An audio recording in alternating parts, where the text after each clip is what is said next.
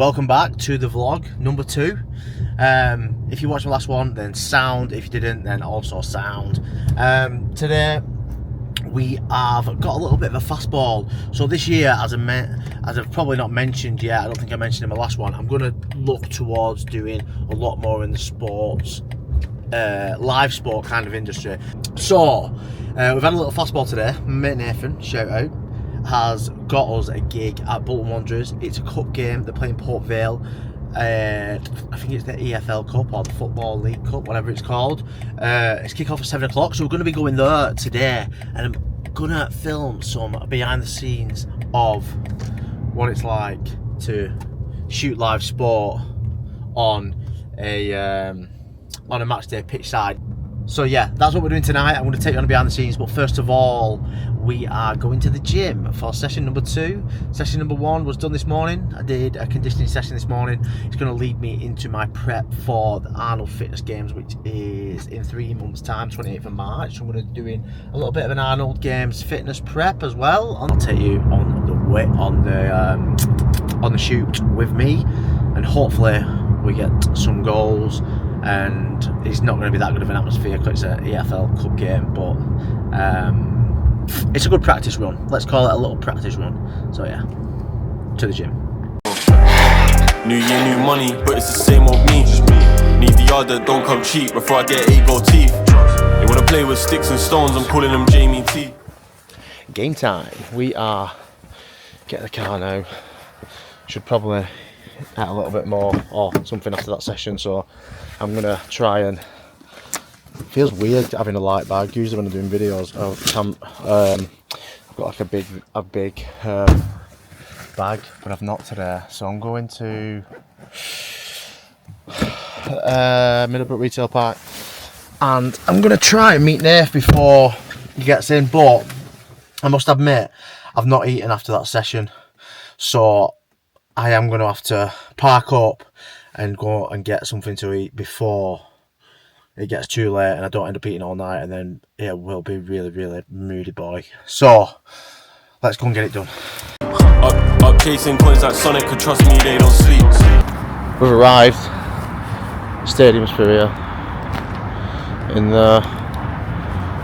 We'll be going in there at some point. I'm just going to go and put my reg in this thing. Nath keeps marving me about, and then I'm going to have to get some food before we go in. Got plenty of time, it's only like 4:30. I can get in any time from now, but kick-off is only at 7, so we don't need to be in there that long. So I'm going to go and get something to eat because I'm starving. We're on the pitch. Keepers are warming up. I'm on the pitch, keepers are warming up. This is my little like, behind the scenes video.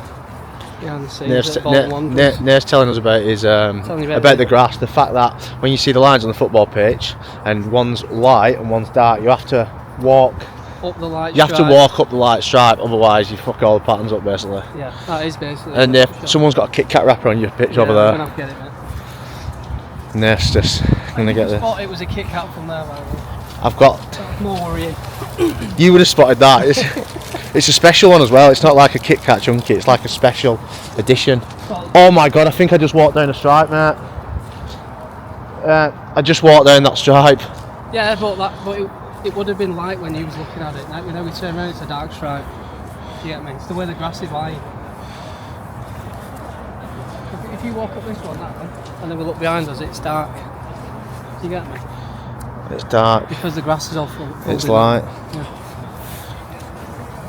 Ground Run of the Year 2025, I've got League to One. Show this guy where to warm up now, so you don't put my pitch up. Fucking Port Vale. I'm in the stadium now. I'm just getting some warm-up test shots, seeing what the light's like.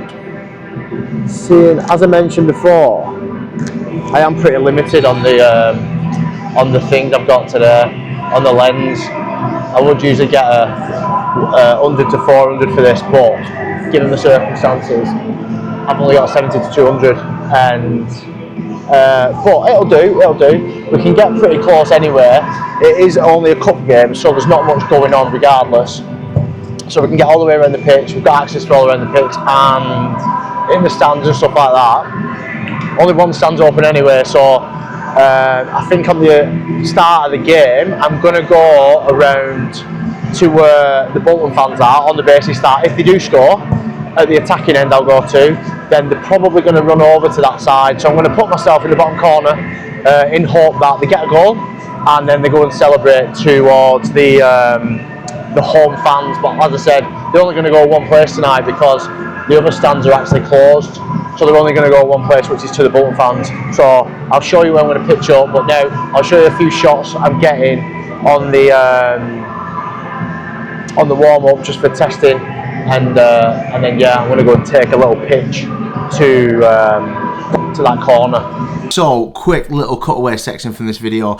Here you can obviously see I'm just setting it up for the match, but the camera I was using was a Sony A7R III, which is this on a 70-200. Now, often when it comes to sports photography like this, I'll try and get a 100-400 lens rental. Now, I don't use them often, so I do tend to rent those lenses when they come. However, if I do ever find more need for this lens, I will purchase one in future, as on this sort of shoot you can really utilize it pitch side just to get that range. Our first number one tip for shooting sports like this is actually be interested in the sport itself and to be able to somewhat predict how a game like this might go. Now, as you can see here, I've just mentioned I'm going to position myself where I most likely think that action is going to happen, which is effectively down the wing into the box, and then if they celebrate a goal, they're going to run over to the Bolton fans.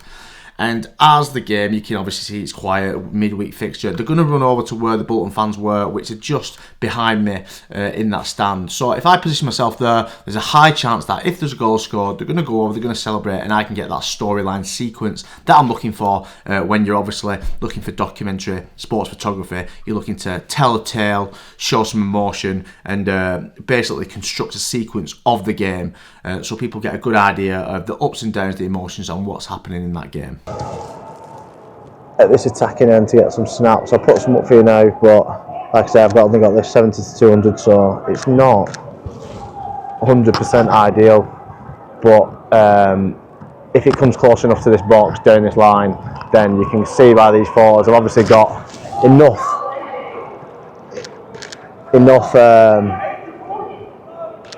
length to kind of get these shots, especially into the box. I'm just level over like the 6-yard area, so it's absolutely fine for me. I mean, anything down the bottom end of the pitch defensively I'm not going to get, but I'm just counting on the ball kind of coming down this line. If it comes down this line, I can get some good action shots, and then obviously corners and that going in. But Port Vale had quite a bit of the ball, to be fair. Bolton have had a few little breaks, but nothing promising, so hopefully they get a little bit more action down this end, because it's not been down here too much, or particularly down this side, but they're playing down this left now, so I'll get a couple of snaps and they're coming down. Again, they're still in their own half at the minute, so I'm not going to get too much on this lens until it comes at least past halfway. They're just knocking it around the box a bit, so let's see what we can get from here. I'll camp out here for the foreseeable. The thing is, I'll move and then the ball will come and I'll be at the opposite end of the pitch, so I'm just going to hang fire here for another 10 minutes at least. If they keep playing different way, then I might move, but we'll see. I'll get some shots from here now.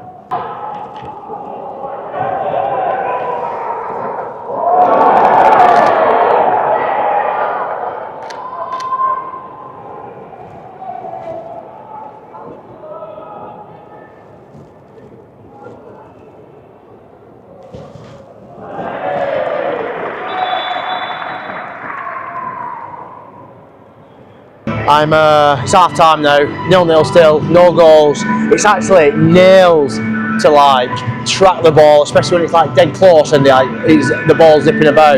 Trying to track them goals, actually solid. So if you are shooting this, football or live sport, and you're looking for like action shots, as good as it would be to get like a real close up, but I feel like to make sure you actually get them shots, you'd be better off shooting a little bit wider than cropping in post, just so you get it. So it is hard when they're zipping that ball about, but I'll show you some pictures now anyway, which you can obviously see that You can get some half decent shots, especially when you're only on a 70-200 as well. If you look around, these guys here, they've got like 100 to 400, 200 to 600 style lenses. Like, they're obviously doing publication stuff, news, all that sort of stuff. But if you're just shooting for a club or a player or whatever, then 70 to 200 you're alright. I would rent an 100 to 400 if this was a bit more of a planned thing, but I'll stick with what we've got.